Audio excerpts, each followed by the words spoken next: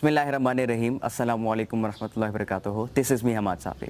नाज़रीन, आज हमारे साथ एक ऐसी शख्सियत बैठी हैं जिनका ताल्लुक़ अफ़गानिस्तान के सूबे तखार से हैं और ये the university of spoken English in computer sciences में as a English language instructor भी काम करती हैं और एक फ्रीलांसर भी हैं। और इन्होंने चंद ही हफ़्तों पहले जो है फ्रीलांसिंग स्टार्ट की है और अपने स्किल्स के ऊपर ये काम कर रही है। और आज की हमारी ये जो इंटरव्यू है, इसका जो मेन मकसद है वो ये है कि लॉकडाउन की वजह से जितनी भी हमारी बहनें हैं जो कि घरों में बंद हैं, वो किस तरीके से घर में बैठकर अपने स्किल्स को डेवलप कर सकती हैं, अपने टाइम को यूटिलाइज़ कर सकती हैं और इंटरनेट के थ्रू या फ्रीलांसिंग के थ्रू वो किस तरीके से अर्निंग कर सकती हैं। और इसी मकसद के ऊपर कुछ हफ्तों पहले भी हमने एक इंटरव्यू रिकॉर्ड की थी मैडम जवेरिया सिद्दीक के साथ। उसका भी मेन फोकस इसी टॉपिक पे था कि हमारी जो बहनें हैं जो कि घरों में बंद है, वो किस तरीके से अपने टाइम को यूटिलाइज़ करें। और आज भी हम इसी चीज़ के ऊपर बातचीत करेंगे, मैडम से सवालात पूछेंगे कि किस तरीके से हमारी बहनें जो हैं अपने वक्त का इस्तेमाल कर सकती हैं अच्छे तरीके से और फ्रीलांसिंग या इंटरनेट के थ्रू वो अपने स्किल्स को कैसे डेवलप कर सकती हैं और अर्निंग कैसे कर सकती हैं। अस्सलाम वालेकुम मैडम, कैसे हैं मैडम आप? ठीक हैं मैडम। मेरा पहला सवाल आपसे ये है कि आजकल लॉकडाउन की वजह से आपको पता है सब लोग घरों में बंद हैं, तो आपकी एक्टिविटीज़ क्या हैं? फ़िलहाल कुछ दिनों से तो अपनी जॉब कंटिन्यू की है दोबारा से। एज़ आप जानते हैं कि लॉकडाउन है, तो लास्ट 2-3 मंथ से मेन फोकस जो था वो फ्रीलांसिंग था। तो डिफरेंट स्किल्स के ज़रिए घर से फ्रीलांसिंग हो रही थी। अच्छा मैडम, आप ज़रा हमें ये बताएं कि फ्रीलांसिंग है क्या? मतलब इंटरनेट के थ्रू लोग कैसे पैसे कमाते हैं या इंटरनेट के थ्रू लोग अपनी स्किल्स को कैसे डेवलप कर सकते हैं और फिर उसको सेल कैसे कर सकते हैं? असल में फ्रीलांसर का यही मतलब है कि जब आप अपने बॉस होते हैं और आप अपने ही एम्प्लॉई होते हैं, आप किसी भी स्किल को या तो सीख कर ऑनलाइन सर्व कर सकते हैं या बेच सकते हैं, या आपके पास अगर पहले से कोई स्किल है, जैसे सिंपली अगर बहुत आसान लफ्ज़ों में बताऊँ, आप टाइपिंग कर सकते हैं। किसी भी लिखी हुई चीज़ को आप लैपटॉप में या पीसी के ज़रिए टाइप करके आप अगर वो सर्विसेज प्रोवाइड कर सकते हैं, या कोई भी ऐसी स्किल जो आप समझते हैं कि मेरे पास है, उसको ऑनलाइन बेचना या ऑनलाइन खिदमत देना दूसरों को, दैट्स कॉल्ड फ्रीलांसिंग। अच्छा, इसमें कौन कौन सी स्किल्स की ज़रूरत होती है और आपकी इसमें स्किल्स क्या हैं? वैसे फ्रीलांसिंग जो है वो एक बहुत बड़ा प्लेटफॉर्म है जिसमें डिफरेंट वेबसाइट्स आ जाती हैं। जो सबसे ज़्यादा फेमस है पाकिस्तान में, दैट इज़ फाइवर, अपवर्क, और सिंपली लोग ब्लॉगिंग के ज़रिए कमा रहे हैं। और मेन चीज़ जो लोगों का ज़्यादातर फोकस है, दैट इज़ यूट्यूब। ज़्यादातर लोग यही समझते हैं कि यूट्यूब जो है वो एक ऐसा प्लेटफॉर्म है जिसमें हम ब्लॉगिंग करते हैं या कोई वीडियो बनाते हैं, कोई इन्फॉर्मेशन देते हैं, तो उसके ज़रिए हम पैसा कमाते हैं या ज़्यादा पैसा कमाते हैं। मगर जहाँ तक मेरा ख़्याल है, यूट्यूब के अलावा भी हमारे पास बहुत सी ऐसी फैसिलिटीज़ हैं। जैसे कि फ़ॉर एग्ज़ाम्पल अगर हम फ़ीमेल्स की बात करें, तो पाकिस्तान में ऐसी बहुत सी फ़ीमेल्स हैं जो ऑनलाइन कमाना चाहती हैं या काम करना चाहती हैं या घर में बैठे रोज़गार कमाना चाहती हैं। तो उनका फ़र्स्ट ऑप्शन वो यूट्यूब नहीं हो सकता, जस्ट बिकॉज ऑफ दैट पर्दा and all that. So the thing is that कि वो फीमेल्स लिख सकती हैं। जैसे कि फ़ॉर एग्ज़ाम्पल हमारे घर में अखबार आता है, तो उसी तरह ऑनलाइन हमारे पास जो लिखाई वाला सिस्टम है या लिख कर अपनी खिदमत अंजाम देने का सिस्टम है, दैट इज़ कॉल्ड ब्लॉगिंग। तो सिंपली वो ब्लॉग बनाएं, वो ब्लॉग लिखें। अगर उनके ब्लॉग पे रिव्यूज़ ज़्यादा आते हैं तो एक अरसे बाद वो एडसेंस से कनेक्ट हो जाता है और उसके बाद वो कमा सकती हैं। तो इस तरह मेरे ख़्याल में ऑनलाइन खिदमत अंजाम देने के लिए बहुत ज़्यादा तरीके हैं। ठीक है, और अपनी इन स्किल्स को हम कैसे डेवलप करें? फॉर एग्जांपल आपने टाइपिंग की स्किल्स के हवाले से बात की। अगर आप जो है टाइपिंग कर सकते हैं तो कोई भी किसी भी आर्टिकल को आप उठाएं, उसको आप गूगल ट्रांसलेटर के ज़रिए से ट्रांसलेट कर सकते हैं अपने लिए और उसको आप आसानी से फिर टाइप करके आप पैसे कमा सकते हैं। आपके पास सेम आइडिया होना चाहिए। अगर आप कुकिंग करना जानते हैं तो सिंपली आप एक लैपटॉप लें, कुछ ऑनलाइन कोर्सेज़ के ज़रिए, कुछ वेबसाइट्स, वीडियो एडिटिंग वगैरह के लिहाज से उसको सीखें। सीखने के लिए भी ज़्यादा किसी टीचर या इंस्ट्रक्टर की मुझे नहीं लगता ज़रूरत है। जैसे कि आप अगर एक फ्री वेबसाइट को डाउनलोड करते हैं वीडियो एडिटिंग की, और आपने कोई कुकिंग की वीडियो बनाई है, तो उसको फैचिंग बनाने के लिए या पुरकशिश बनाने के लिए, लोगों के लिए आसान बनाने के लिए आप एक अच्छी क्वालिटी का माइक लें। आप वीडियो एडिटिंग सीखे कैसे कि आप सॉफ्टवेयर डाउनलोड करने के बाद आप यूट्यूब में उसके मुताबिक वीडियो सर्च करें। वहाँ पे ऐसे बहुत से लोग हैं जिन्होंने इसके मुतालिक या इसको सिखाने के मुतालिक टीचर्स हैं जो वीडियो बना चुके हैं। उस वीडियो के ज़रिए आप उस एडिटिंग सीखें। उसके बाद आप यूट्यूब की वीडियो बनाएं, मोबाइल से या कैमरे से या किसी भी चीज़ से जो आपको सहूलत हो, और उसके बाद आप उसको अपने यूट्यूब चैनल पे प्रमोट करें। ट्रैफिक आएगी तो आप पैसा कमाना शुरू करेंगे। इसी तरह ब्लॉगिंग है, इसी तरह और बहुत से तरीके हैं जिसके ज़रिए आप अपनी खिदमत दे सकते हैं। हमें डेली जो है कितना टाइम जो है इसके लिए देना पड़ेगा? स्टार्टिंग में आपके पास ऑप्शन ये होता है कि आपको हार्ड वर्क, ज़ाहिर बात है हार्ड वर्क ज़रूर करना होता है, और मगर एक बार अगर आप हार्ड वर्क करते हैं और आपका काम चल निकलता है तो ये आपको बहुत सी ज़्यादा फैसिलिटीज़ दे सकता है। तो इसमें स्किल्स डिफरेंट हैं। आप अगर इवन आप किसी पेपर पे कोई स्केचिंग करते हैं पेंसिल, ये स्किल भी आपको काफ़ी पैसा कमाने का मौका मुहैया कर सकती है। अच्छा, ठीक है। अच्छा, इसके अलावा जितनी भी हमारी बहनें हैं जो कि घरों में बंद है, आप क्या कहती हैं कि इस वक्त इन हालात में उनको क्या करना चाहिए? फ्रीलांसिंग के अलावा वो अपनी स्किल्स के ऊपर काम करें या अपनी पर्सनालिटी के ऊपर काम करें? ऐसी कौन सी चीज़ें हैं कि जिससे वो अपने टाइम को यूटिलाइज़ कर सकती हैं और अपने लिए मतलब फ़ायदेमंद बना सकती है टाइम को? ऐसी बहुत सी फीमेल्स और लड़कियां हैं जो इस वक्त पैसा कमाना तो नहीं चाहती इस लिहाज से, मगर वो ये चाहती हैं कि वो अपने टाइम को यूटिलाइज़ करें, क्योंकि घर में बैठ कर भी इंसान की जो जितनी महारतें हैं वो भी बिल्कुल डाउन हो जाती हैं। सो द थिंग इज़ के ऐसे बहुत सी वेबसाइट्स हैं, फेमस वेबसाइट्स हैं, जैसे कि मैं आपको अगर इवन ब्रिटिश काउंसिल की वेबसाइट बताऊं, जहाँ पे ऐसे बहुत से कोर्सेज़ हैं वो ऑनलाइन करवाते थे, जो उन्होंने $15, $20, $25 के रेट पे रखे हुए थे। कोविड-19 की वजह से उन सारी फेमस यूनिवर्सिटीज़ ने और फेमस वेबसाइट्स ने वो सारे कोर्सेज़ फ्री किए हैं। तो वहाँ पे ऑप्शंस हैं काफ़ी ज़्यादा। आप उन टीचर्स के ज़रिए अपनी स्किल्स को इम्प्रूव कर सकते हैं, और अगर आपके पास कोई स्किल पहले है, आप अपने टाइम को यूटिलाइज़ करें। तो ये तरीके हैं जिसके ज़रिए आप अपना टाइम अच्छे तरीके से पास कर सकते हैं। मैडम, जिस तरीके से आपने बात की कि हमें घर बैठ के इंटरनेट के थ्रू जो है हमें सीखना चाहिए और अपने स्किल्स को डेवलप करनी चाहिए, और अपने स्किल्स की अपनी जो खिदमत है वो हम इंटरनेट के थ्रू डिलीवर कर सकते हैं, लोगों तक पहुंचा सकते हैं। लेकिन अब मसला ये है, प्रॉब्लम ये है कि ज़्यादातर हमारी जो सोसाइटीज़ होती हैं, हाँ, ज़्यादातर कल्चर ऐसा होता है हमारी सोसाइटीज़ में कि उसमें जो हमारी बहनें हैं या घर में जितनी भी औरतें हैं उनको इंटरनेट प्रोवाइड नहीं किया जाता, ठीक है, या उनको जो है टेक्नोलॉजी की फैसिलिटीज़ उनको नहीं दी जाती। कुछ ऐसे मसले होते हैं। उसके अलावा घर के अपने मसाइल होते हैं, ठीक है, और जितनी भी हमारी बहनें हैं वो सिर्फ अपनी कुकिंग के स्किल के ऊपर काम करती है, उसके अलावा और डिफरेंट चीज़ों में वो पार्टिसिपेट नहीं करती। और मुआशरे के भी कुछ ऐसे मसाइल हैं कि जिसकी वजह से ना वो अपने लिए फैसिलिटीज़ को अवेल कर सकती हैं, चाहे वो टेक्नोलॉजी की फैसिलिटी है, ना वो अपने स्किल्स के ऊपर काम कर सकती है, और ना वो जो है इंटरनेट के थ्रू मतलब अपनी खिदमत पेश कर सकती। कुछ ऐसी चीज़ें हैं कि जिनकी वजह से वो मतलब उस पर अमल नहीं कर सकती। तो आप क्या कहते हैं कि इसके लिए हमें क्या करना चाहिए? और ये जो प्रॉब्लम्स हैं हम इनकी सॉल्यूशंस को कैसे निकालें? सिंपली सबसे पहले तो ओल्ड एरा में और इस जनरेशन में ज़मीन और आसमान का फ़र्क है।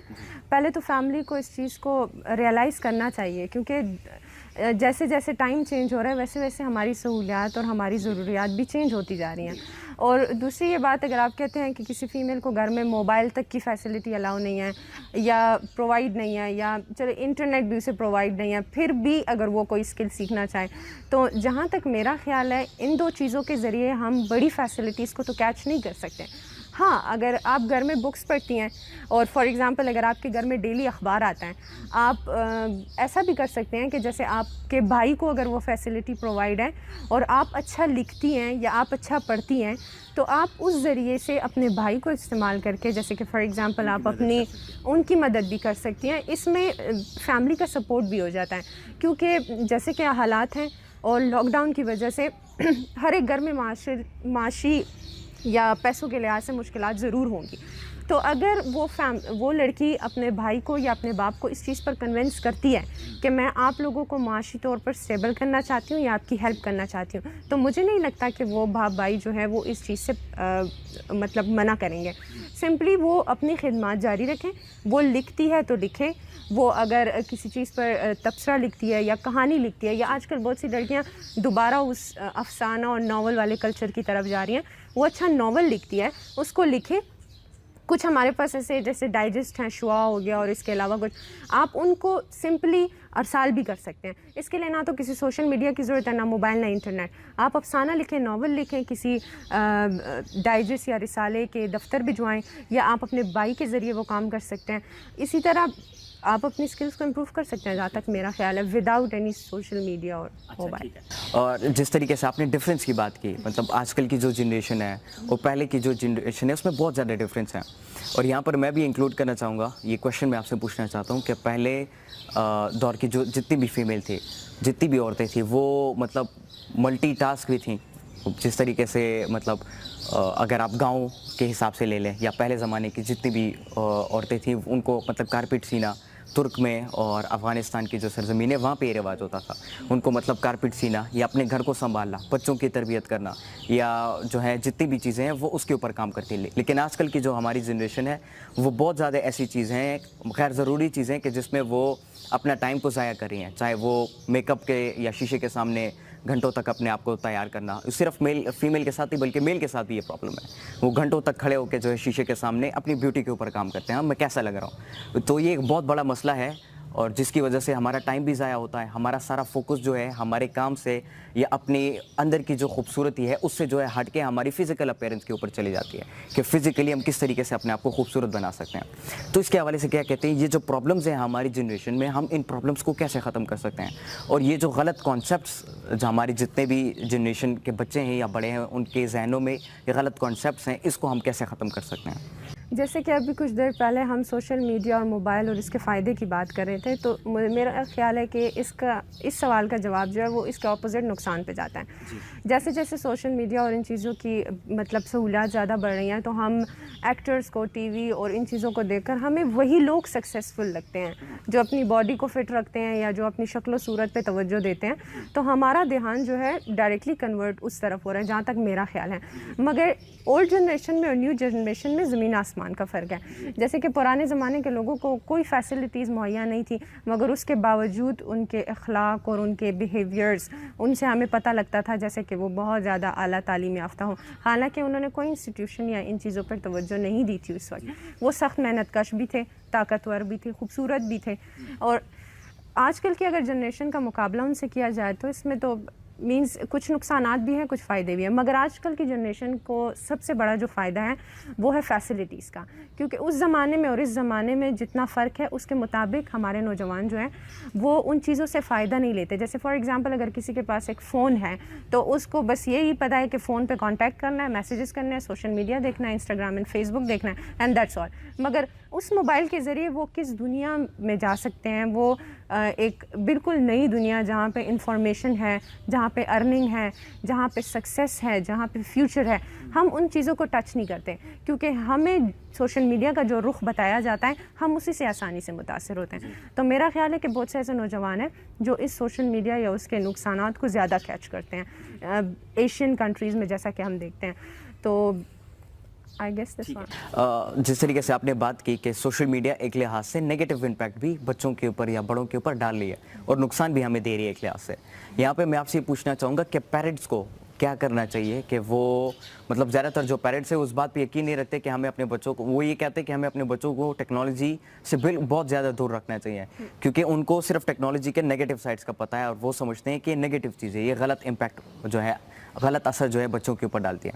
तो आप क्या कहना चाहेंगी यहाँ पर कि टेक्नोलॉजी को हम किस तरीके से पॉजिटिव इस्तेमाल करना शुरू करें और ये अवेयरनेस हम कैसे लोगों में फैलाएं कि वो जो है इंटरनेट से जो गलत फ़ायदे उठा रहे हैं, मतलब जो नुकसानात की तरफ जा रहे हैं, उसको कैसे हटाएं और इंटरनेट से अपनी जो फैसिलिटीज़ हैं वो कैसे अवेल करें, ठीक है, अपने कामों को कैसा आसान बनाएं और टेक्नोलॉजी का अच्छे इस्तेमाल कैसे करें, ये अवेयरनेस हम कैसे फैलाएंगे लोगों में। जैसा कि मेरा ख्याल है एक इंसान अगर किसी भी चीज़ का कोई नेगेटिव इफ़ेक्ट लेता है तो इसका यही मतलब है कि उसके पास कोई डायरेक्शन नहीं है। अगर एक इंसान के पास एक डायरेक्शन और एक मकसद है तो मुझे नहीं लगता कि अगर उसकी जेब में 12 घंटे भी मोबाइल है तो वो उसको टच करेगा बगैर किसी ज़रूरत के। तो पेरेंट्स जो हैं वो इसका यही हल निकालते हैं, जैसे कि हमने देखा है माशरे में कि वो कहते हैं कि बच्चे को मोबाइल या इंटरनेट जो है वो बिल्कुल प्रोवाइड ही ना करो तो वो उस चीज़ से मना हो जाते हैं। हालांकि ऐसा नहीं है। अगर किसी के पास मोबाइल या इंटरनेट नहीं है और वो किसी गलत रास्ते पर चलता है तो वो उसके बगैर भी चल सकता है। तो the main thing is idea. अगर एक बच्चे के पास गोल हो, उसके पास अगर एक ख्वाब हो तो उसको पूरा करने के लिए अगर उसके पास बहुत सी भी नेगेटिव चीज़ें हों वो उनमें से भी पॉजिटिविटी तलाश करता है। So the main thing is ख्वाब। ठीक है, जिस तरीके से आपने डायरेक्शन की बात की, यहाँ पर मैं ये सवाल इंक्लूड करना चाहूँगा कि आजकल जो हमारी जो यूथ है, जो जनरेशन है, उनके पास कोई डायरेक्शन भी नहीं है फॉलो करने को और ज़्यादातर जो वालिदैन हैं वो हमारी घर में जितनी भी बहनें हैं उन सब की एजुकेशन के ऊपर फोकस नहीं करती। मतलब उनको ना स्कूल भेजती हैं ना वो कॉलेज भेजती हैं। अगर स्कूल चली भी जाएँ तो कॉलेज और यूनिवर्सिटी के लिए उनको अलाउ नहीं किया जाता, घर से परमिशन या घर से सपोर्ट उनको नहीं मिलता। तो क्या किया जाए कि जो जितनी भी फीमेल हैं, जितनी भी औरतें हैं, जितनी भी हमारी बहनें हैं वो अपने लिए एक डायरेक्शन सेलेक्ट कर सके अपनी ज़िंदगी के, जो उनका अपना मकसद है ठीक है, उस मकसद को वो तलाश कर सके, उसको ढूंढ सके। और पेरेंट्स को आप यहाँ पे क्या पैगाम देना चाहेंगी कि वो किस तरीके से अपने बच्चों को उनको सपोर्ट करना चाहिए? असल में आजकल पेरेंट्स के पास भी, जहाँ तक मेरा ख्याल है, वो इतनी कोई ख़ास डायरेक्शन नहीं है। अगर आप किसी पेरेंट्स से यही पूछें तो अगर उनका बच्चा कहता है कि मैं डॉक्टर बनूंगा, या उनकी औलाद में डॉक्टर, वकील और इंजीनियर हैं, तो वो समझते हैं कि बस यही कामयाबी है। वकील बन गया, उसने घर ले लिया, उसने गाड़ी ले ली, none he is a successful person. It doesn't matter. Like for example हमारे पेरेंट्स के पास भी कोई ऐसी ख़ास डायरेक्शन नहीं है। वो डॉक्टर, अगर उनका बच्चा डॉक्टर बनता है तो वो समझते हैं कि यही कामयाबी है, यही एक डायरेक्शन है। और अगर उनका बेटा पब्लिक स्पीकर बनता है, या उनका बेटा जो है कोई अवामी खिदमत करता है, या वॉलंटियर है, कुछ है, तो वो उन चीज़ों को इम्पोर्टेंस नहीं देते। अगर वो आलिम दीन बन जाता है, या मौलवी बन जाता है, या कोई किसी और फील्ड में चला, या किसी को सर्व करता है, जैसे फॉर एग्ज़ाम्पल किसी की खिदमत करता है, या पाकिस्तान की या माशरे की, हम उन चीज़ों को अहमियत नहीं देते। हमारे लिए डॉक्टर, इंजीनियर, क्योंकि अगर पेरेंट्स की डायरेक्शन सेट होगी तो वो बच्चे के माइंड में उसकी पैदाइश के बाद वही डायरेक्शन डालेंगे। कि फॉर एग्ज़ाम्पल अगर बच्चा एक दिन कह रहा है मैं डॉक्टर बनना हूँ, दूसरे दिन इंजीनियर बनना हूँ, मतलब कि बच्चे के पास डायरेक्शन नहीं है। बच्चे के पास डायरेक्शन नहीं है मतलब पेरेंट्स ने उन्होंने डायरेक्शन दी ही नहीं है। तो the simple thing is that कि आपको पेरेंट्स को डायरेक्शन देना है। जैसे कि फॉर एग्ज़ाम्पल ऐसे बहुत से पब्लिक स्पीकर्स हैं, जैसे कि आप हैं, या दूसरे काफ़ी फेमस पब्लिक स्पीकर्स हैं, जो लोगों का माइंड सेट करते हैं कि भाई आपने क्या करना है, क्या नहीं करना, ज़िंदगी का मकसद या कुछ। जहाँ तक मेरा ख्याल है, डॉक्टर और इंजीनियर बनना ये बहुत नॉर्मल सा ख्वाब है। हर एक बच्चे के पास एक बहुत बड़ा ख्वाब होना चाहिए। उसे सिर्फ अपने घर या अपनी स्ट्रीट को सर्व नहीं करना, उसे पूरे पाकिस्तान को सर्व करना है। तो जहाँ तक अवेयरनेस की बात है, अवेयरनेस एज अराउंड हमारे जितने भी लोग हैं वो बहुत ज़्यादा मतलब इस तरीके से कोशिश कर रहे हैं कि लोगों में अवेयरनेस फैलाएं या कुछ। मगर मुझे लगता है, जहाँ तक मुझे लगता है, मेन कॉन्सेप्ट जो है वो एक इंसान का अपना ख्याल है। अगर वो अपने बच्चे को कामयाब बनाना चाहता है तो उन्हें अपना माइंड सेट करना चाहिए, और उसके बाद वो अपने बच्चों को एक बेहतर मुस्तकबिल दे सकता है। शुक्रिया। एंड में जितने भी हम पेरेंट्स हैं, या जितनी भी जो हैं हमारी बहनें हैं जो कि घरों में बंद हैं, उनको आप क्या पैगाम देना चाहेंगे, क्या मैसेज देना चाहेंगे? मैसेज तो मेरा सिंपली यही होगा कि ज़िंदगी में जिस चीज़ की भी ज़रूरत पड़ती है, वो अपॉर्चुनिटी, ज़रूरी नहीं है कि आप उस अपॉर्चुनिटी की तरफ जाएं और आप सोचेंगे कोई आएगा और मुझे अपॉर्चुनिटी देगा and then I will build my future and all that. Main thing is that कि अपॉर्चुनिटी हर किसी के दरवाजे पर दस्तक देती है। बस आपके पास इतनी बोल्डनेस होनी चाहिए कि अगर कोई आपको कोई अपॉर्चुनिटी दे, या कुदरत दे, या कोई इंसान दे, तो आप उसको ना कह सकें, और आप ये ना कहें कि मैं कैसे करूँगी। आपने सिर्फ यस करना है, डन करना है, क्योंकि अपॉर्चुनिटी मुझे लगता है हर एक इंसान को ज़रूर मिलती है। कुछ लोग मेहनत से वो अपॉर्चुनिटी कैच करते हैं, कुछ लोग उस अपॉर्चुनिटी के आने पर उसको कैच करते हैं। So these are the two ways. ठीक है, बहुत बहुत शुक्रिया मैडम आपका, आपने हमें टाइम दिया और बड़ी खूबसूरत बातें आपने की। एंड में जितनी भी हमारी ऑडियंस है जो कि इस वक्त हमें देख रही है, मैं उनको पर्सनली ये मैसेज देना चाहूँगा कि जिस तरीके से मैडम ने बात की कि लॉकडाउन की वजह से सब कुछ बंद है, सब लोग अपने घरों में बंद हैं, तो हमारी जितनी भी बहनें हैं और जितने भी भाई हैं, सब लोगों को जो है अभी इस अपॉर्चुनिटी को यूटिलाइज़ करना होगा। ये अपॉर्चुनिटी हमारे पास खुद हमारे घर पे आई है, अब हमने इस अपॉर्चुनिटी को यूटिलाइज़ करना है। आपने इंतज़ार नहीं करना अपॉर्चुनिटी का कि कोई अपॉर्चुनिटी आएगी या कोई बंदा आएगा वो मुझे तब्दील करेगा, वो मुझे कुछ समझाएगा, बल्कि आपने खुद स्टेप उठाना होगा। आपके सामने जितने भी मसाइल हैं, चाहे आपके घर से आपको मसाइल का सामना करना पड़ता है, सोसाइटी में कुछ प्रॉब्लम्स हैं, आपने खुद उन मसाइल का जो है सामना करना है, और ख़ुद जो है आपने अपने लिए एक डायरेक्शन सेट करनी होगी और इस डायरेक्शन को आपने फॉलो करनी होगी। बहुत बहुत शुक्रिया आप सब लोगों का। इंशाल्लाह एक नेक्स्ट सेशन में आप सब लोगों से मुलाकात होगी इंशाल्लाह। And stay home, stay safe.